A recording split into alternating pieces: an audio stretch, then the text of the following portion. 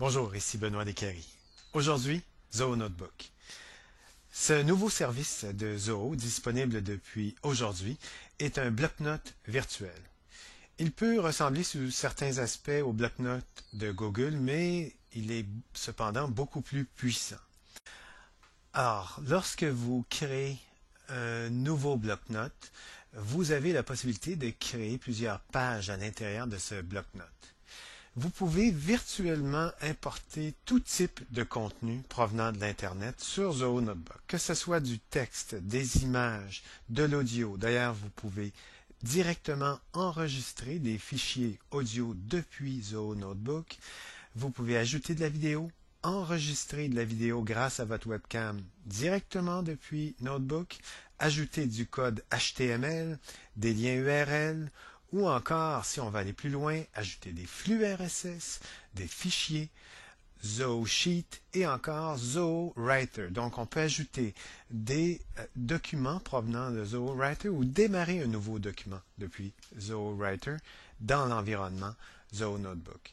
Donc, ici, sur cette page, vous voyez, j'ai intégré des flakes qui proviennent de PageFlake. Les flakes, ce sont des modules chez PageFlake. Vous pouvez faire la même chose avec les modules de NetVib. Donc, tout module qui s'exporte, vous pouvez les réimporter en collant le code, en ajoutant finalement Add HTML, qui vous permet d'ajouter du code sur votre Zoho Notebook.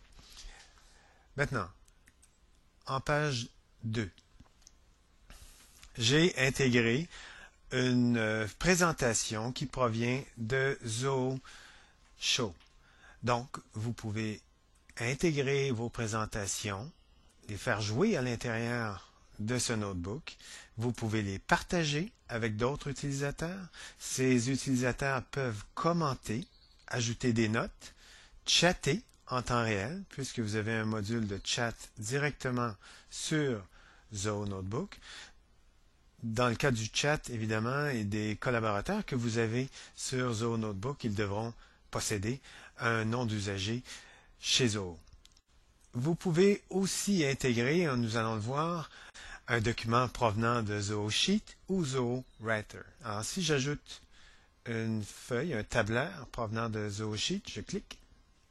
Alors, je peux aller chercher une feuille existante ou encore créer une nouvelle feuille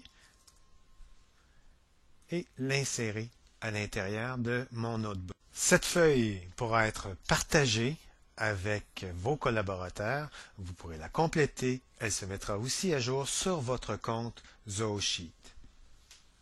Enfin, vous pouvez aussi intégrer des sites web à l'intérieur de votre Zoho Notebook. Donc, tout simplement en cliquant sur More, vous pouvez faire Add Web, donner l'URL du site web que vous recherchez. En plus de pouvoir ajouter des sites web, comme je vous le mentionnais, vous pouvez aussi ajouter des fichiers audio ou encore créer des fichiers audio directement sur Zoho Notebook. Donc, vous pouvez enregistrer un message d'accueil qui sera joué ou que vos invités, vos collaborateurs peuvent faire jouer lorsqu'ils arrivent sur cette page. Donc, si vous avez des pages en mode collaboratif, vous voulez laisser un message vocal à vos collaborateurs, vous enregistrez votre message, j'appuie sur Stop et par la suite, tout ce que j'ai à faire, c'est d'appuyer sur Keep et automatiquement, Zoho Notebook crée votre fichier et l'insère sur la page où vous avez créé ce message d'accueil que vos usagers pourront évidemment écouter lorsqu'ils arrivent à l'intérieur de l'espace collaboratif. Je vous invite à découvrir Zoho Notebook. Il est maintenant ouvert à tous et vous verrez que c'est un produit très bien fait.